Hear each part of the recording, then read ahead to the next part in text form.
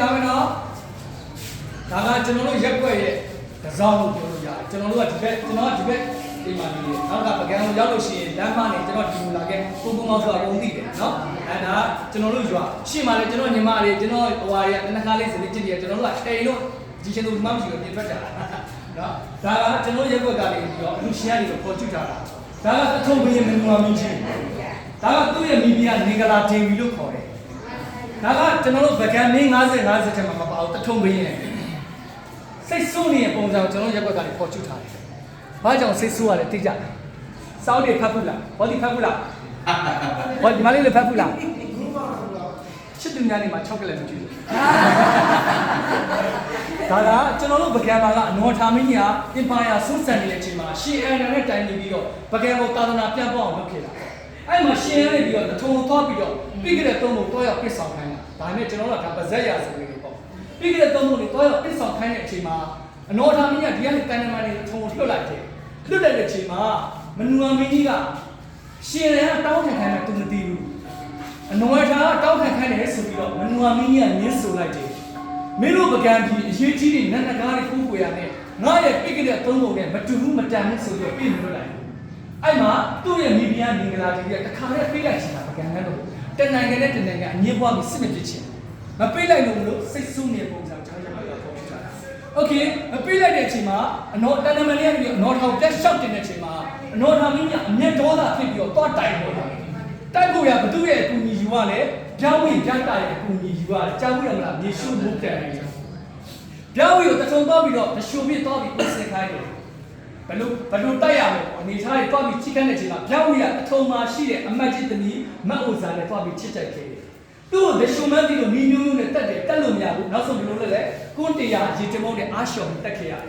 ်ပြောင်းဝင်ရဲ့တွင်းနဲ့တထုံနန်းတော်ကိုပတ်ထားတာကျမတဝစ်စာပဲလွတ်တယ်ပေါ့ဒါကဗဇက်ရဆိုပြီးပေါ့အဲ့မှာလွတ်တဲ့အချိန်မှာပြတ်တာဝင်ပြီးတိုက်တယ်တိုက်ပြီးအကုန်လုံးဖမ်းစစ်ခေါ်ဆောင်လာမနူဝမင်းကြီးတကွာမောင်မမိတ်တန်တွေအကုန်လုံးခေါ်ဆောင်လာတယ်ခေါ်ဆောင်လာတဲ့အချိန်မှာမနူဝမင်းကြီးကစဉ်းစားတယ်ဒီမြင်းကပါရွာလေးရောက်တော့ဒီရွာကြီးကအနုရာရရွာလို့ခေါ်တယ်တကန်ခေတ်ကရွာကြီး16ရွာတွေကစပြီးတည်ရတဲ့ဒီရွာကြီးကပါတယ်အဲ့မှာမနူဝမင်းကြီးကစဉ်းစားတယ်ငါရဲ့တိုင်းသူပြည်သားတွေပကံနန်းတော်တွေကိုရောက်ရင်ခိုး900နဲ့သူများရဲ့ကြုံဖြစ်နေဒါကြောင့်ဒီရက်ဒေတာကိုပိုင်စားပေးပါလို့အနော်ထာမီးကိုရှောက်တယ်အနော်ထာမီးကလည်းတစ်စိတ်ကြိုက်ဒီရက်ဒေတာကိုနေစီပြီးတော့ဒီရွာကြီးကိုပိုင်စားပေးလိုက်တယ်ကျွန်တော်တို့တရွာလုံးကအထုံဆက်တွေဖြစ်တယ်စကားပြောတော့လည်းမပြီးဘူးသူများရွာကြီးတွေကျွန်တော်တို့တထုံဆက်တွေဖြစ်တဲ့အတွက်ရုံးတဲ့လုပ်ငန်းတွေလက်မှုပညာလုပ်ငန်းတွေကကျွန်တော်တို့ကုန်ကျန်းတွေကကျွန်တော်တို့ဗကံမှာမရှိနေပဲတထုံကနေစီးဆင်းလာတဲ့ကုန်ကျန်းတွေဖြစ်တဲ့အတွက်ရုံးတဲ့လုပ်ငန်းတွေတရွာလုံးကလေးရာစလက်မှုပညာအကုန်လုံးလုပ်တတ်တယ်โอเคမနူဝမင်းကြီးနန်းထိုင်တဲ့အချိန်မှာအနော်ထာမီးကိုတော့ပြီးအခါစားဝင်ရတယ်ဘာဖြစ်လို့လဲအနော်ထာမီးဒီဖရားရဲ့ကျမ်းစာသူနားမတယ်နားမလို့တော့ပြီးပြောပြတဲ့အချိန်မှာမနူဝမင်းရဲ့အနော်ထာမီးရဲ့စကားလေးရှင်ပြောတဲ့အချိန်မှာမနူဝမင်းရဲ့စကားပြောအရန်တိမ်မွေးတယ်နုညံ့တယ်အနော်ထာမီးရဲ့စဉ်းစားတယ်ဒီပုဂ္ဂိုလ်ဒီပကံဒီမှာငါ့ရဲ့ဩဇာကြီးလိမ့်မယ်ငါရဲ့ပကံဒီကိုသိမ့်ပိုက်လိမ့်မယ်သူ့ရဲ့အာနာဆက်ဘုံတကူတွေကြောက်အောင်ဘလို့လုပ်ရမလို့နေတယ်သူ့ရဲ့အာနာဆက်ဘုံတကူတွေကြားကြည့်ရင်တော့မနေ့ကဂျီမီနိုကစွန်းတော်ချက်ပါဂျီမီနိုကစွန်းတော်တင်ပါတင်ပြီးသားစွန်းကိုကြီးစာမြစ်စာကျွေးပါကြီးစာမြစ်စာကျန်တဲ့မတက်တဲ့စွန်းကိုဘနူဝမင်းရဲ့ပွဲတော်ထဲကိုထည့်ပြီးကျွေးလိုက်ပါလို့ပြောတယ်သူစားလိုက်သူ့ရဲ့ဘုံတကူအာနုကိုကြားခဲ့ရတယ်ဘယ်တော့စိတ်ခံစားလိုက်ရလဲသူ့ရဲ့အာနုကိုဘုံတကူလည်းကြားခဲ့ရတယ်သူ့ရဲ့တိုင်းပြည်လည်းစွန့်ပါခဲ့ရတယ်သူနောက်ဆုံးနေတယ်သူဖျားတည်ခြင်းတယ်ဖျားတဲ့ဘုရားဗကံသိရှင်တော်ထာမီးကိုသွားရရှောက်တင်တယ်ဖျားတည်ခြင်းတယ်ဟုတ်ပြီတဲ့မှာဖျားတယ်လို့အထာပြာရှိလားလို့မင်းမြတ်တဲ့အချိန်မှာသူ့မှာအထာပြာမရှိဘူးမနှောမရလက်ဆွရှိတယ်ဒါကကျွန်တော်ကြောက်စာထဲမှာပါတယ်ဒီလက်စပုံမင်းတို့ကတော့အသေးစီမှာသွားရောက်တယ်ရောက်တဲ့အချိန်မှာမင်းကအမှုရာတော့ရွာအသေးရပဲပေးစီတာအထာပြာလုံတော့မရှိဘူးလဲ6စီးတိုင်ပဲရှိတယ်အထာပြာလဲ6စီးတိုင်ဒါကကျွန်တော်တို့ကြောက်စာထဲမှာပါတယ်နော်ဒီအကျမ်းမှန်လဲ6စီးတိုင်နဲ့ဒီပြောင်းကိုစပြီးတည်တဲ့အချိန်မှာပကံရဲ့ဘိတုကပညာရှင်တွေဘုဘာဝင်လို့ခံမှုတထုံလက်ရတိုင်းပဲတည်ရုပ်တော်ကြီးမောက်ထားတဲ့ဒီမှာနေရတာသူစိတ်မချမ်းသာဘူးအဲ့မှာတထုံတွေဖျားတယ်ဟာလာဘီကြီးပဲတည်တယ်ရှေ့မှာ3စုနောက်မှာတောင်60ပေ90တရားတော်မူတည်တယ်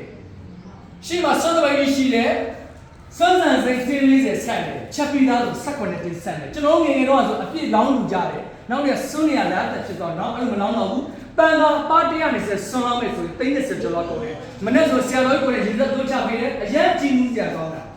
ာနော်ဒါကကျွန်တော်မနူအကြောင်းကိုပြောပြတာ ဒါပေမဲ့ကျွန်တော်ရှေ့မှာပြောသွားတဲ့ဖန်စီခေါ်ဆောင်လာတဲ့ဗာတွေကကျွန်တော်တို့ဗဇက်ရာဆိုရင်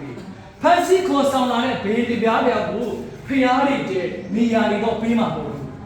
ဟိုဘက်မှာမနွာမင်းနန်းထိုင်ခဲ့တဲ့နန်းဖျားပကံမှာတဲကြောင်နဲ့တည်တဲ့နန်းဖျားရှိတယ်ခုဆိုရင်ကျွန်တော်ဝင်ပြီးတော့လေးလာလို့မရတော့အရန်ယူရင်းပြက်စီနေတော့ကျွန်တော်ဝင်ခွင့်တွေပေးမပေးတော့တဲကြောင်တုံးတွေကိုစစ်ပြီးတော့ကျွန်တော်အတွင်းထဲမှာကျွန်တော်တို့ကဗဘူးပုံစံတွေကျွန်တော်ထွန်းထားတာလေးရှိတယ်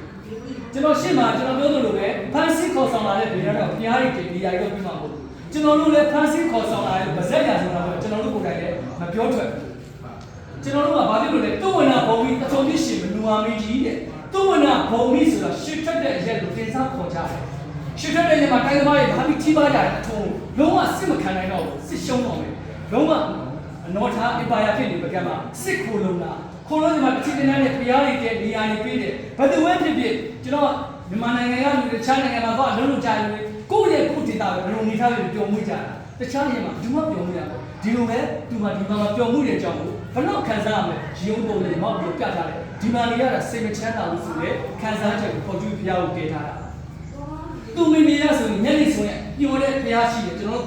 အိမ်ကြီးရဲ့နောက်ကျောဘက်မှာညနေဆိုရင်သူတို့တထုံဘက်ကိုလှမ်းပြီးညှော်တယ်ပြတာဘယ်တော့စိတ်ခံစားရမလဲတထုံလေးပကံကိုရောက်ရင်ဒီဖျားကိုရောက်ရင်ရန်ငုံကြတယ်သူတို့ဘီနီစိတ်ခံစားချက်နောက်ပြီးတော့ကျွန်တော်အဲ့ဒီတော့ပုတ်ပါကိုပေါ်ကြမှာပုတ်ပါမှာရှိတဲ့မေဝနာဆိုတာကြားလို့လားပုတ်ပါမေဝနာဘလူးကြီးနဲ့ပုတ်ပါမေဝနာနဲ့မနွာမင်းကမောင်နှမအရင်တော်ဆက်တယ်အကုန်လုံးဒီမှာစစ်ခိုးလုံလာတဲ့အချိန်မှာမေဝနာလည်းပါလာတယ်မေဝနာဒီအရန်လာပါတဲ့အထုံမင်းသမီးလေးဖြစ်တယ်သူ့ကိုယ်တော်ကပကံသားနဲ့ယောက်ျားရမှာစုလို့အထုံသားနဲ့ယောက်ျားပေးစားတယ်ယောက်ျားဘလူးကြီးမှာဆိုပြီးပုတ်ပါရမှာဟောဒီတရားအထုတ်တယ်ပုတ်ပါဆိုတော့တော်လက်ရှိတဲ့နေရာသူ့ကိုမင်းမပြပြောင်းတရားအထုတ်တာဖြစ်စီခြင်းနဲ့ညှူးညူးလာတယ်လာတဲ့အချိန်မှာမေဝနာဒီသစ္စာစကားဆိုတယ်ငါ့ကိုဖြစ်လို့ဖြစ်စီလုပ်တယ်လို့ဆိုရင်တော့ဘလူးရုပ်ကြည့်မြင်ပါစေ